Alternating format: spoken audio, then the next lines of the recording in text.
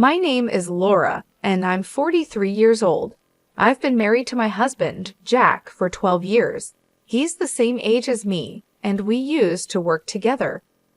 Now, we work in different branches, but we were in the same department before. Jack is a responsible person and is admired by his team. He's a bit vain and doesn't like to show his weaknesses. He was confident, flashy, and very masculine. His work performance was excellent, and his bosses expected him to get promoted easily. On the other hand, I'm more low-key and not very noticeable. I was surprised when Jack pursued me passionately because our personalities are so different. After dating for 3 years, he proposed to me with a big bouquet of roses. I had never felt so loved by a man before, so I accepted his proposal right away. I couldn't wait to start our wonderful life together. However, we ended up living with my in-laws without any prior discussion. I wanted to refuse, but Jack was firm about it. My parents are good people, so everything will be fine, he said. He explained how much they were looking forward to living with me, so I couldn't refuse. We've been living with his parents in their home for the past 12 years. Life was unimaginable when we first got married. Laura, you've forgotten to clean the entrance again. My mother-in-law would nag as I finished making breakfast for everyone. This happens every day. I'm sorry, I would say. I would apologize, but she would reply, just saying sorry isn't enough. If you understand, go do it right away. Even though I had to go to work, I was treated like a servant every morning. For the past 12 years, living with my in-laws, I've been forced to wake up at 5:30 a.m. to cook breakfast and clean. My mother-in-law, who is a housewife, should have time to do housework herself, but she doesn't. I rush through the morning chores, go to work, come home, and immediately start cooking dinner. By the time I go to bed, I'm so exhausted that I almost pass out. This has been going on for so long that I've become weak and often feel unwell. The cause is probably stress. Do the cleaning properly. I don't want the neighbors to think we're neglecting it. My mother-in-law would say as she relaxed in the living room, eating the breakfast I made. If you don't finish quickly, you'll be late for work, she would add. Even with this going on, my husband never once stood up for me. My father-in-law would hide behind his newspaper and pretend not to see. Since moving in with my in-laws, I've been subjected to terrible mistreatment.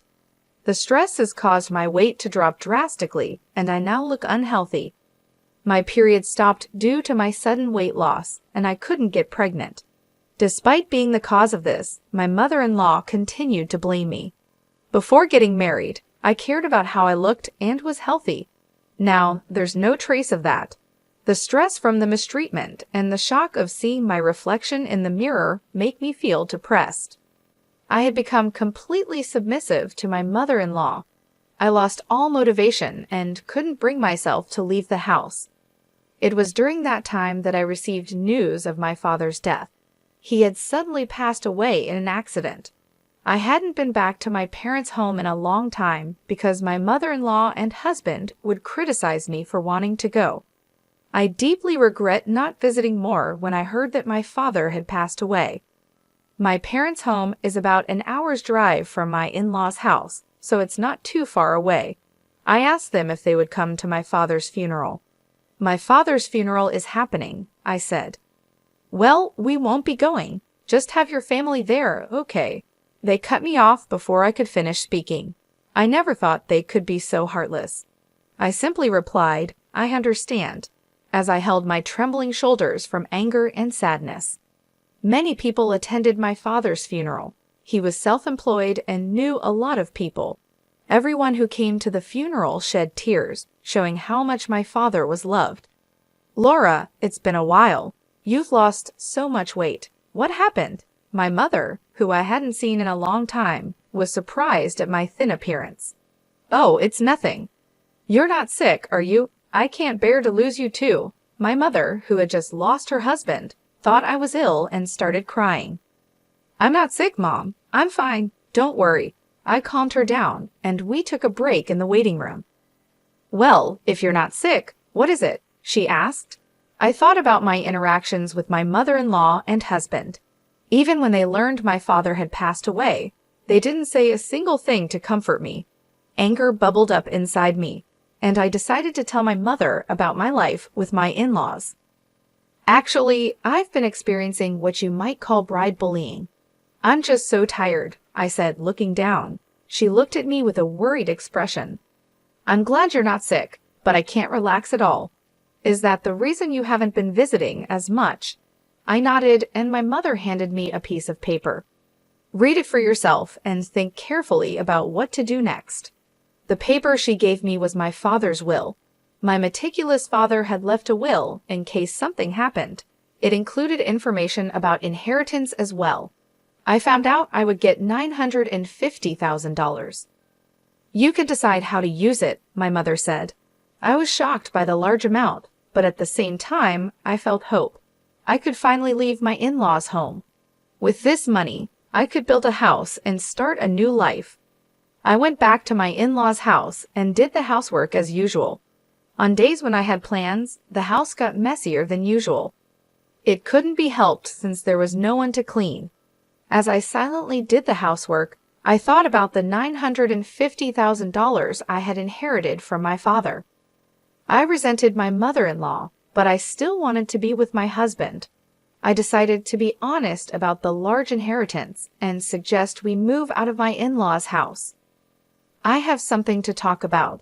I began speaking with my husband after my in-laws had gone to bed and we were alone. Yeah, so what's up? He asked. It's about my dad. It turns out I'm going to inherit his estate. Oh, really? How much? Well, it's $950,000. When I told him the amount, my husband looked shocked, as if he couldn't believe it. What? Are you serious? Yes, $950,000. When he understood, he was delighted. Wow, he left that much for you? That's so generous. So, about what to do with the money. Since he was in a good mood, I decided to get to the main point. But before I could speak, he said something outrageous. We need to transfer that money to my mom's bank account right away. I didn't understand what he was saying. Wait, why? I inherited it. It was so absurd that I thought he was joking. Wait, why? I inherited it, so that's not right. As I laughed and spoke, he slammed his hand on the table. What kind of nonsense are you talking about? A wife's money belongs to her mother-in-law. He probably didn't even realize he was saying something ridiculous. Looking into his serious eyes, I felt frightened.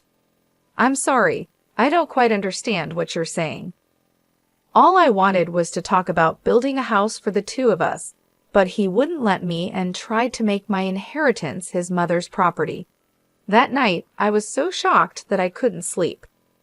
The next morning, as I was preparing breakfast, my husband and mother-in-law approached me with angry expressions. So, Laura, I heard that you inherited $950,000, but said you wouldn't give it to me. What are you thinking? My mother-in-law demanded. She had already heard about the inheritance from my husband. But I'm the one who inherited it, I protested. Stop arguing and transfer it to my mom's account right now. A wife's money is the family's money, right? My husband insisted. The two of them seemed determined to get their hands on the inheritance by force. No matter how much I resisted, I was only blamed. Thinking that resistance was futile, I fell silent, and my husband showed me a piece of paper. You're getting carried away just because you got your hands on some money. What's with the attitude? I'm the one supporting you. If you don't change your mind, it's divorce. The paper was a divorce form. I've already signed it. Take this and go back to your parents' house. If you apologize properly, I might not go through with the divorce. I received the divorce form with my husband's section completely filled out. As I stared at it, memories came flooding back. I had never been supported in this house. I paid the same amount of living expenses as my husband, and all the housework was my responsibility. I had never been taken care of, yet they always looked down on me. In the end, They even tried to take my father's money. If I stayed here, I might give in to the pressure from them and hand over the inheritance. But this money was what my father had left for me. Being told to go back to my parents' house felt like an opportunity. Holding the filled-out divorce form, I now had the power to make decisions for the future. I swore in my heart that I would never give up my father's inheritance and made a decision. That day, after work, I went back to my parents' house. I'm home. Welcome back, sweetie. I had a feeling you'd be coming home soon, my mother said with a gentle smile as she warmly welcomed me. The table was set with her home-cooked dishes. I couldn't remember the last time I had eaten a meal made by someone else. As I took a bite, I was moved to tears by how good it all tasted. Did you tell Jack about the inheritance? Yes, and that's when things got complicated. I told my mother everything my husband and mother-in-law had said. She was stunned by the shocking details. The inheritance is yours, and it's up to you to decide how to live your life from now on, she said as tears streamed down my face. She gently put her arm around my shoulder. After staying at my mother's house for a week, I decided to return to my in-laws' home. Well, I'm going now. Take care. I was no longer afraid to return to that house. With a refreshed mindset, I headed back to my in-laws' home. Finally, back, huh? Have you reflected on your actions? My husband and mother-in-law were waiting for me with their arms crossed. Yes, I'm sorry. Please let me live in this house again. I uttered a shallow apology. Hearing this, my mother-in-law smirked. Then hurry up and hand over the inheritance. Actually, the inheritance procedures are taking longer than expected. It's still not with me. It's a complicated process, so it'll probably take another half a year or more. It takes that long? Well, that's fine.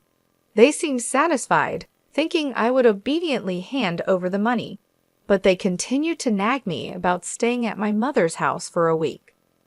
The house is a mess because you didn't do your duties as a wife. Clean it up quickly. The house was filthy after just a week. It was impressive how messy it had become in such a short time. Yes, I replied. The old me would have been devastated, but now things were different. I didn't care about being bullied by my mother-in-law or being forced to do tough housework. I did the chores as ordered by her. 6 months later, it was my mother-in-law's birthday. Well, we're going now. Make sure to keep the house clean. She always went on a trip for her birthday, and of course, they never took me. By the way, have you received the inheritance yet? She asked. It's supposed to arrive today. Well, isn't that perfect? That $950,000 is a present for my mom. Make sure to transfer it to her account before we return. There was no way the inheritance would conveniently arrive on her birthday. My husband saw through my lie, but I didn't respond. I simply saw them off with a smile, saying, "Take care and have a safe trip." Once they were out of sight, I began to put my plan into action. I had been waiting for this day for a long time. They would surely be surprised when they returned, but it was no longer my concern. I quickly packed my belongings and left my in-laws' house. Wow, this is amazing, I said as I moved my belongings into my new home. I had built a house with my father's inheritance. I'm so happy I get to live in such a beautiful house. I decided to invite my mother to live with me. I was truly happy that I didn't have to be bothered by them anymore. I sank into the soft sofa and felt content. Today was a celebration of our new home. My mother and I invited a chef to our home and spent a luxurious day. The next evening, I received a phone call from my husband. Hey, what's going on? My husband asked, confused because all my things were gone when they returned home. I won't be coming back, so goodbye. I tried to hang up since I didn't want to talk to him anymore, but I could hear my mother-in-law shouting on the other side of the phone. What the hell do you think you're doing? Where are you now? I can't answer that. You told me to clean the house, so I put my things away. That's not funny. Besides, you haven't transferred the inheritance yet. How many times do I have to say that a daughter-in-law's money is mine? I submitted the divorce papers. I'm single now. When I said that, my screaming mother-in-law suddenly fell silent. We're strangers now. Goodbye. Imagining my dumbfounded mother-in-law, I hung up the phone and couldn't stop laughing. My heart felt so light now that I had nothing to do with that family. After that, my ex-husband called me many times. When I had time, I would answer the phone and let the abusive words from my ex-husband and ex-mother-in-law flow. I recorded those calls from beginning to end and decided to consult the police with those recordings. It's not uncommon for cases of harassment from an ex-husband.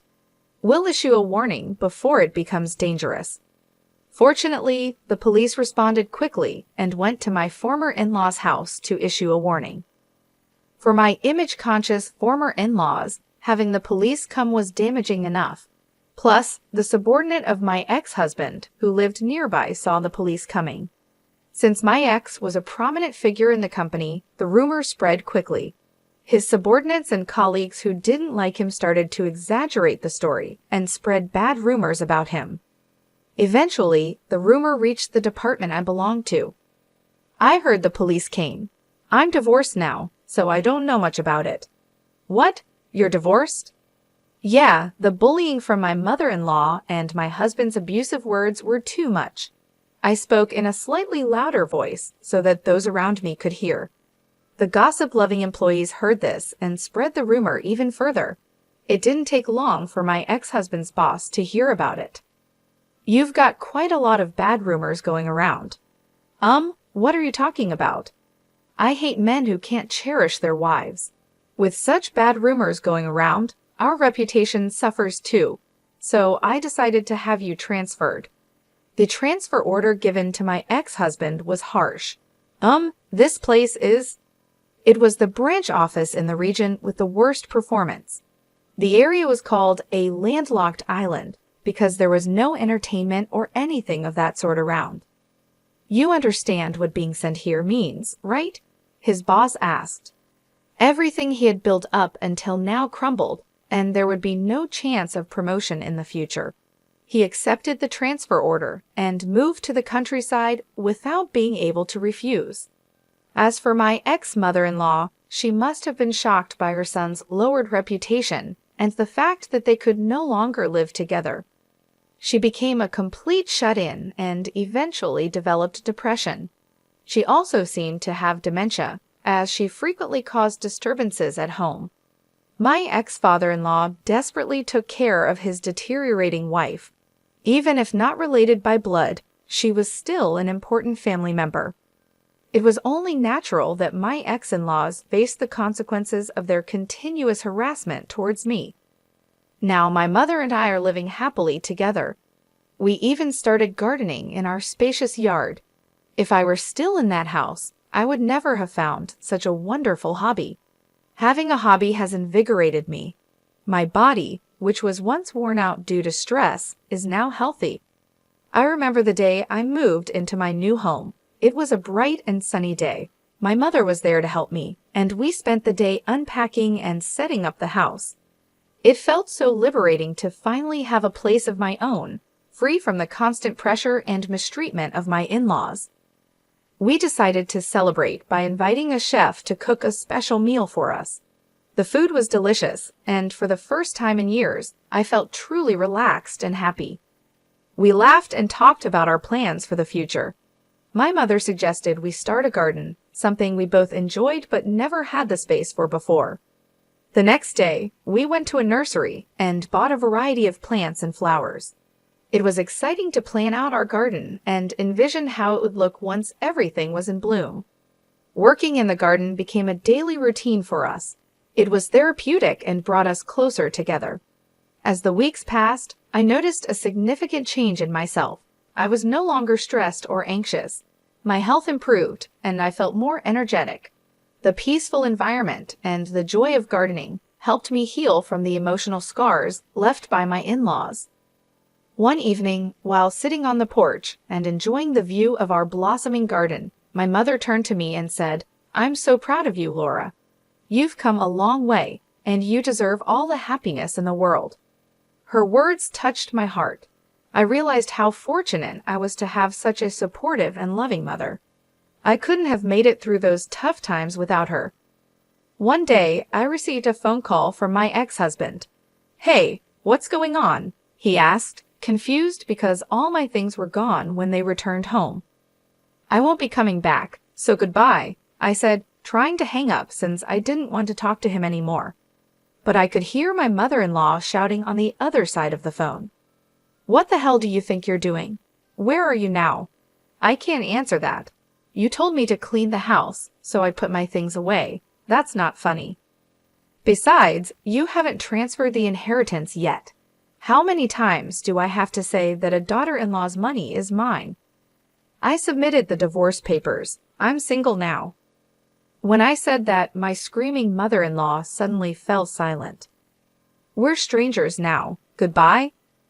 Imagining my dumbfounded mother-in-law, I hung up the phone and couldn't stop laughing.